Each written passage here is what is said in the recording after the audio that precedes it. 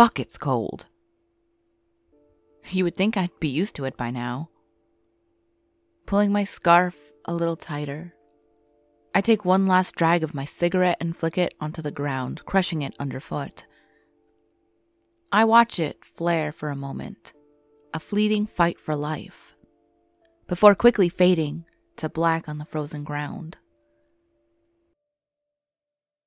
Last one. I had checked all the nearby shops.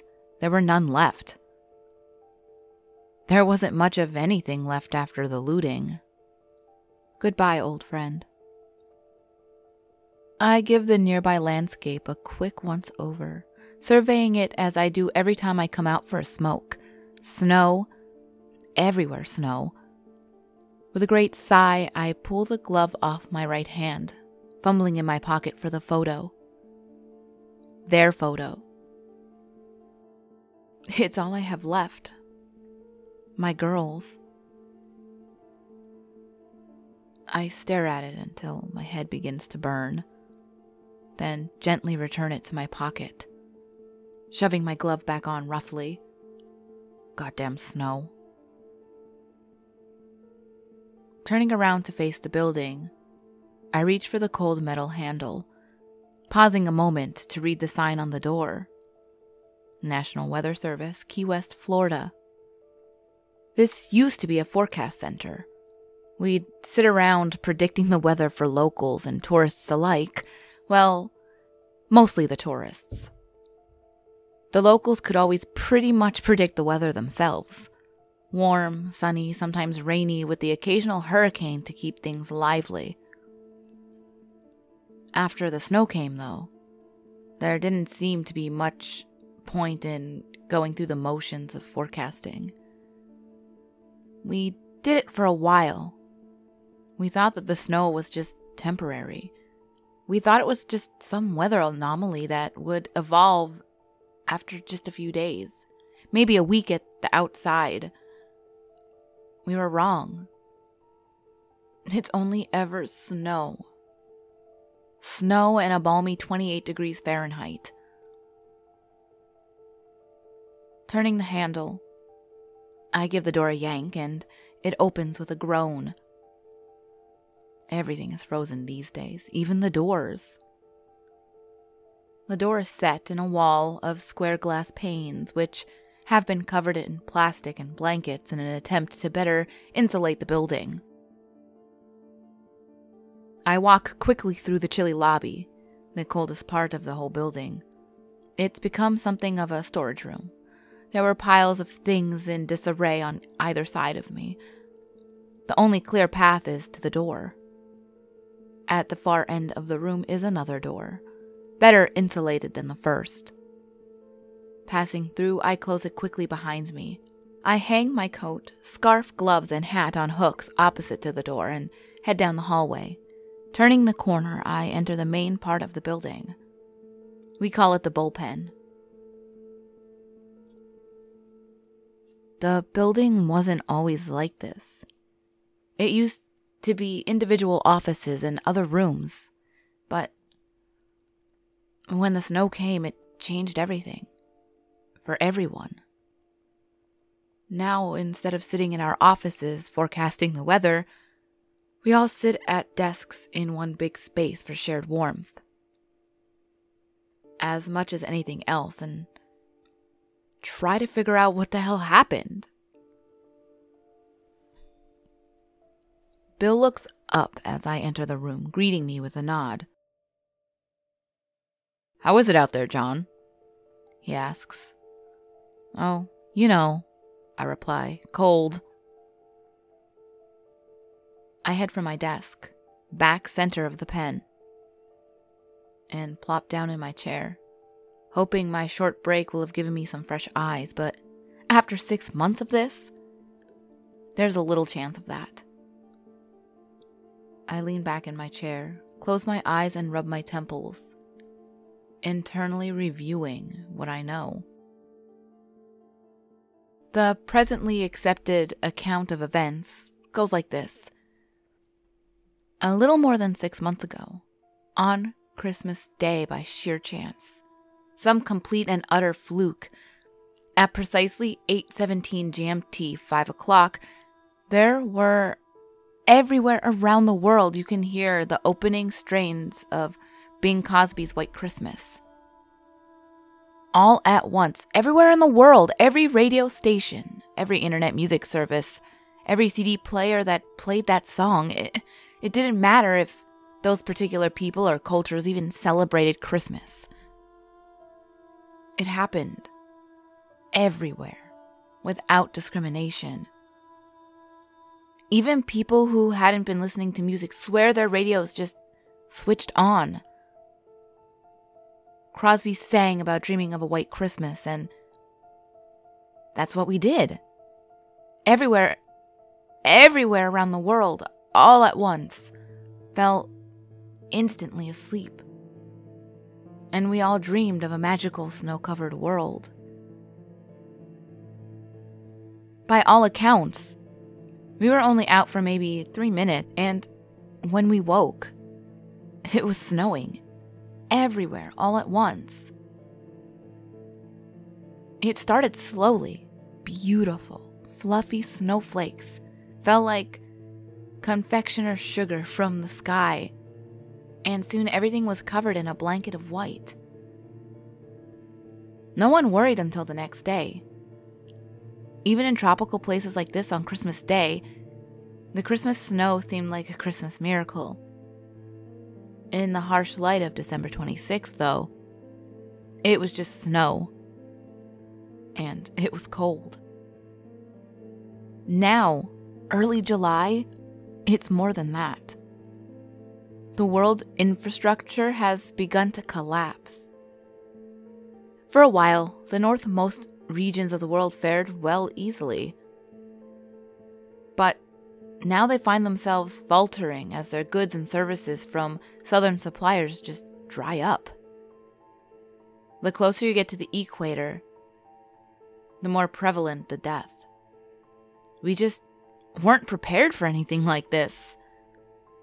Give us a couple of days of snow, sure, we'll manage, but this is something else entirely, and people just couldn't stay warm.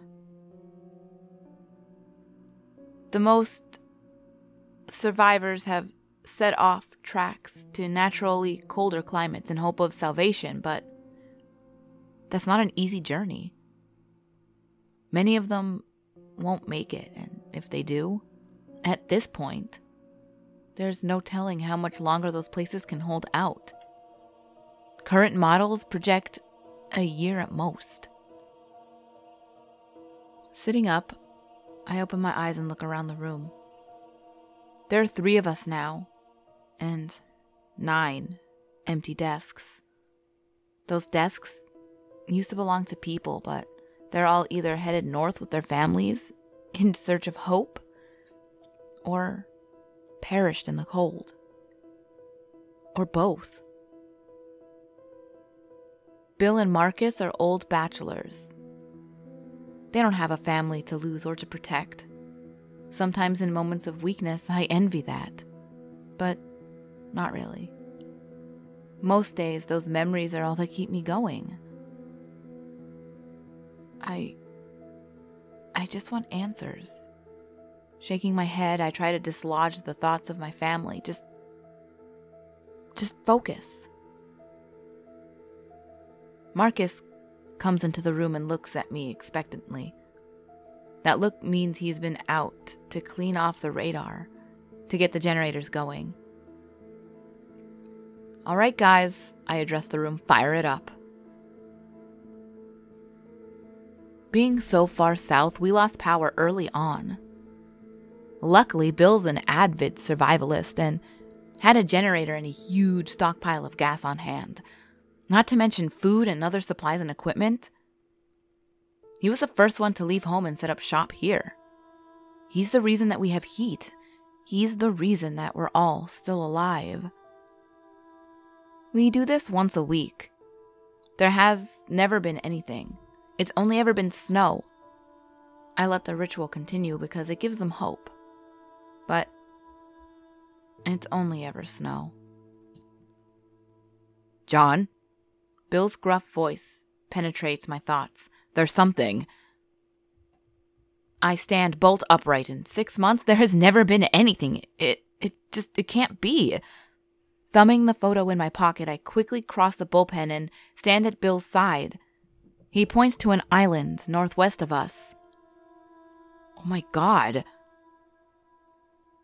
The precipitation over Wisteria Island is gone. There's a break in the snow, but it doesn't seem to be spreading. It's like there's a little Wisteria Island-shaped hole on the screen. I'm going over there. I run to the door and start to layer on my outdoor clothes. Bill and Marcus close behind. John, be reasonable. You don't know what's happening out there. We should continue to observe the events from here. Bill pleaded with me. You should continue to observe the events from here. I'm going out there. John, there's no need to risk your life for this. If we just use a little more caution, we can figure it out safely. Marcus reasons. There's no time, Marcus. Thank you both for your concern, but if the weather has changed somewhere, I need to know why. If we figure that out, maybe we can just save some lives. I finger the photo in my pocket again. I will not be swayed from this. I couldn't save my family, but there's a chance now that I can save others, and I won't ignore that just to keep myself safe. Please understand, I have to do this. Marcus nods. All right. Bill sighs. We'll stay here and keep the radar going. Take these with you. He hands me an assortment of gear, which I shove into my pockets. Please, stay safe, Marcus adds. I say my goodbyes and trudge out into the snow, heading towards the bright. Normally a 20-minute walk. In this weather, it takes much longer. I have ample time to survey the carnage. I think the three of us are the only people left alive on this island. The continued snow has destroyed most of the buildings, and the continued cold has killed those who didn't flee north. Bodies pepper the streets. There's a marina at the end of the island. Like everything else, it's in shambles. Some of the boats have receded into the water under the weight of the snow. Others have been used as vessels to attempt to escape.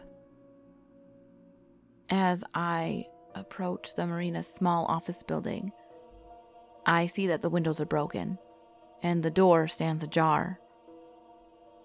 I am not the first to come in search of a boat. I grab a handful of the keys that remain in the office. I use the tag on each key to check the associated boat. Number 17, gone. Number 24, gone. Number 8, sunk. Number 14, gone. Number 31? Maybe.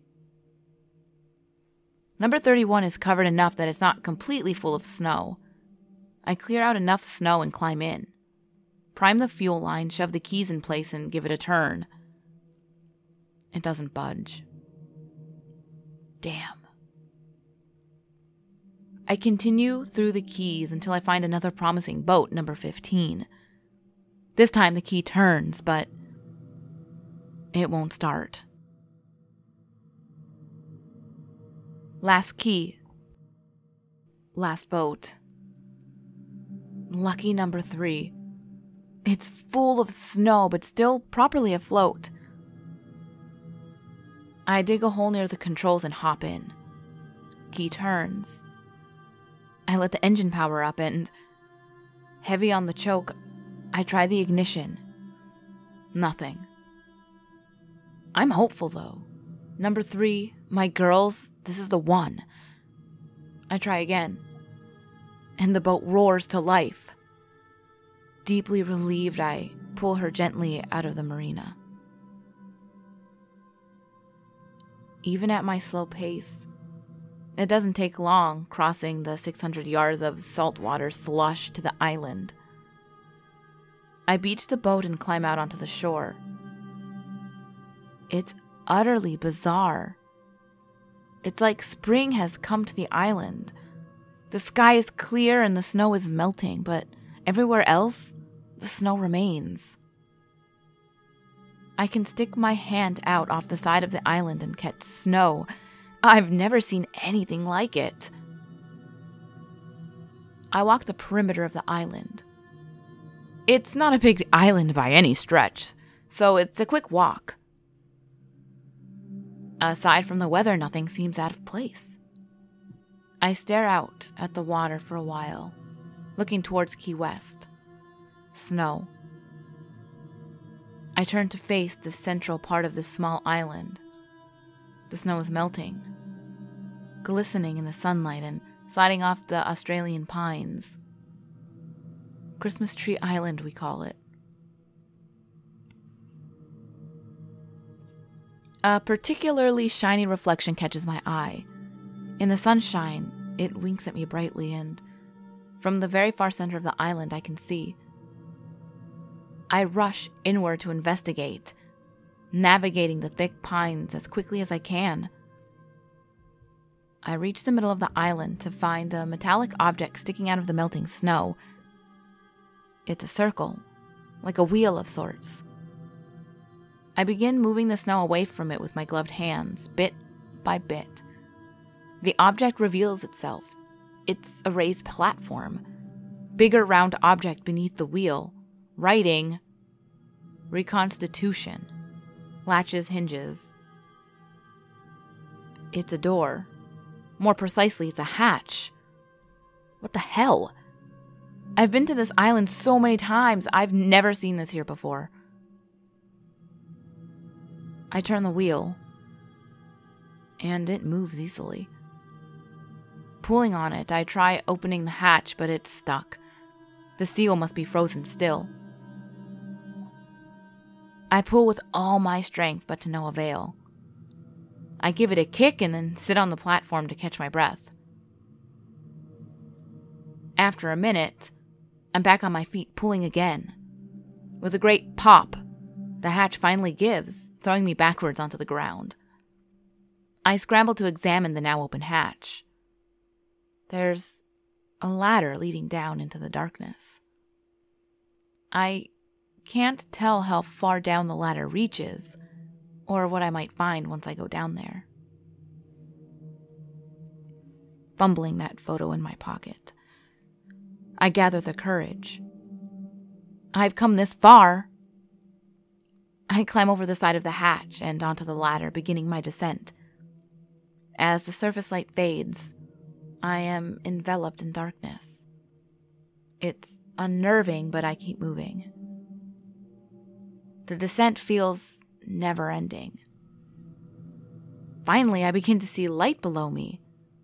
At the end of the ladder, I find myself at the end of a small hallway. The first thing I notice is the warmth. It's warm here. There's heat. I peeled off my outdoor clothes, which are by now completely soaked through, and leave them in a pile by the ladder. The well-lit hallway is not very long, and I follow it around a corner where it exits into a large bright room. The room is full of machines and blinking lights, beeping inconsistently. There's an older man moving frantically about the room, fidgeting first with one machine, then another, and so on and so forth, clucking unhappily to himself. Lines are etched deeply into his face. His spray of unruly white hair makes him look like a mad scientist. What the hell? He's so preoccupied with his machines he doesn't even see me. I watch him, mouth agape. I have no idea what's happening here. Warning, perimeter breach. Warning, intruder alert. A machine near the man responds to my presence. Shut up, you, he says in a thick accent. banging on the machine in an attempt to silence the alarm. "I told you! There's no—" He looks up then, noticing me for the first time. His eyes grew wide, jumping to his feet. He crosses the room and addresses me angrily. "Who are you? How did you get down here? You can't be here!" "Who am I?" I respond. "Who are you? What the hell is this place?" "You first! How did you find me?" he asks accusingly. There's a sizable hatch in the middle of this tiny island. It's not rocket science. "Oh, damn, the cloaking device must be on the blink too." "The cloaking?" He dismisses my confusion with a wave of his hand. "Cloaking device, yes." Which is why I've never seen the hatch before today. "Yes." Who are you? What the hell is this place?" I repeat my original questions, and he considers me for a moment, then takes a deep breath, calming visibly. "Okay, it won't matter soon enough anyway. My name's Michael. This is the reconstitution." He returns to his work. Reconstitution. What the hell does that even mean? To reconstitute something is to return it to its original... No, I know what reconstitute means. What the hell is the reconstitution? Ah, yes. The reconstitution is an automated global population management system. We have been around for ages, constantly evolving with the available technologies. We've even invented a few ourselves. Our current system is really top-notch. You should have seen some of our earlier implications. They were just crude. Automated global population management system. In precisely what way do you manage the population? We protect the population from destroying themselves. You protect. Indeed, yes. We monitor the planet's population for signs of impending self-destruction. You don't seem to mean to destroy each other or the planet, generally, but that's the way it always treads. World leaders observed this early on, and the reconstitution was developed cooperatively among them all. As I said, our earlier methods were, well, not what our current methods are, but we've always gotten the job done. I'm sorry, I still don't understand. What job is that? I apologize if I've not been clear. We monitor the populations for signs of self-destruction. We have a specific, refined criteria, and when we observe all of the signs, we reset you. You reset? Indeed, yes. We reset you back to the point where you may choose a different trajectory. Don't worry, you don't even know. We reset you and the world continues on, no harm done. No harm? What do you call what's happening out there? People are dead, my family. People are dead. Yes, well, it would seem our program does have a bit of a hiccup. I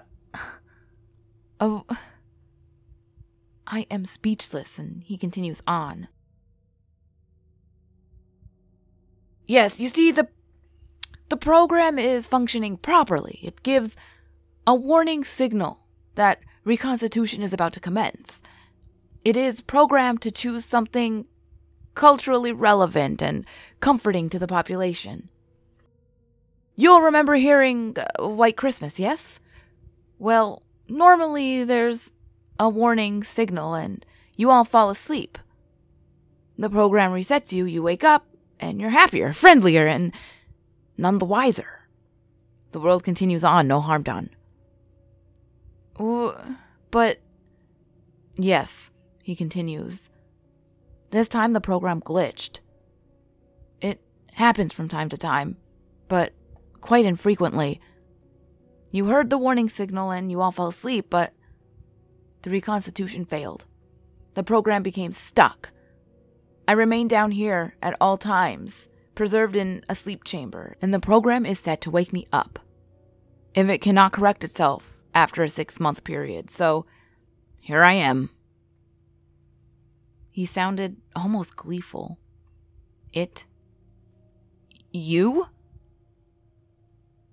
I can barely process the things that Michael is telling me. Fingering the photo in my pocket once again, I think of my girls. Given everything unbelievable that has just happened in recent days, what makes this any different? I let it all sink in. What about the snow? I ask him finally. Nanobots. Nanobots? Indeed, yes. Nanobots are our currently accepted method of reconstitution. During the process, the nanobots materialize as required and disappear again quite quickly.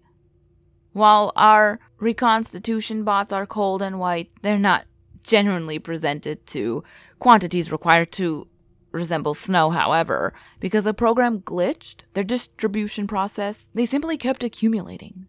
Ergo snow. But I've seen it. It is snow. I saw it melting above us maybe an hour ago. Not melting. Retreating. I've been working on repairing this program, using the island as a small-scale testing site for development purposes. This guy is mad. Utterly and completely mad. Still, it was a more plausible theory than anything I or anyone else has been able to come up with in the past 6 months when the snow came. Let's just say everything you told me is true. How can you do this? You can't control people like this. It's not up to you to decide the fate of people's lives. Actually, you're correct. It's not up to me. It's up to the program. And the specific criteria we've developed and refined over the centuries. So, you're saying it's up to a machine. A machine controls our fate of every person on this planet. Indeed, yes. No. Stop what you're doing. I can't let you do this. I pull a flare gun out of my pocket and aim it at him. It's the only thing I have that's any use in this situation. Michael looks confused and alarmed. I'm not sure you understand. Once I fix this and complete the reconstitution successfully, everything will be like it was before the glitch. Everyone will be restored. Your family will be restored and they'll have no memory of this. I falter. My family. My girls. I could have them back. And it would be like none of this ever happened. God, I want that so badly. I lower my gun and think of my wife. She would hate this. She was so beautiful. She had such a good heart. This is wrong and I knew it. And she would know it. If she were standing here, she wouldn't even hesitate. No. I raise my gun again. No. This ends here. Step away from the machines. I'm sorry, Michael says. That's not going to happen. Before I can react, I see him push a button on the console and the room begins to spin. I fall to my knees and keel over. Everything goes black. I feel my consciousness returning. Instinctively, I bring my hand to my head. It hurts, so... Oh, no. No, it's fine. I must have been dreaming. I feel another hand on my head and I open my eyes in alarm. Are you alright, love? You seem to have had a bit of a start, Stella says, kissing my forehead. I'm fine. As far as I can tell, anyway. The bedroom door swings open suddenly and the girls come bounding in on the bed. It's Christmas! It's Christmas! They shout, jumping up and down on us. Stella laughs happily. Merry Christmas, my love, she says, kissing me softly. What's wrong with me? I shake my head, trying to clear away that lingering feeling of unease left by the dream I just can't remember. It's Christmas. Merry Christmas, my girls, I exclaim, hugging them all. Shall we go see what Santa left for us? As we make our way downstairs, I hear the opening strains of Bing Crosby's White Christmas float through our open windows.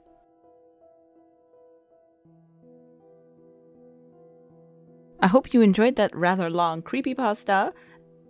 As you can tell, I'm getting in the holiday spirit, and I'm going to try to find good holiday creepypastas and stuff like that for this month. So if you have any suggestions for any good ones, leave them in the comments below. And as always, ghouls, the last video will be on the top left, the next video will be on the bottom left. All my social medias are on the screen as well as in the description box below. And remember, there's always someone or something watching you.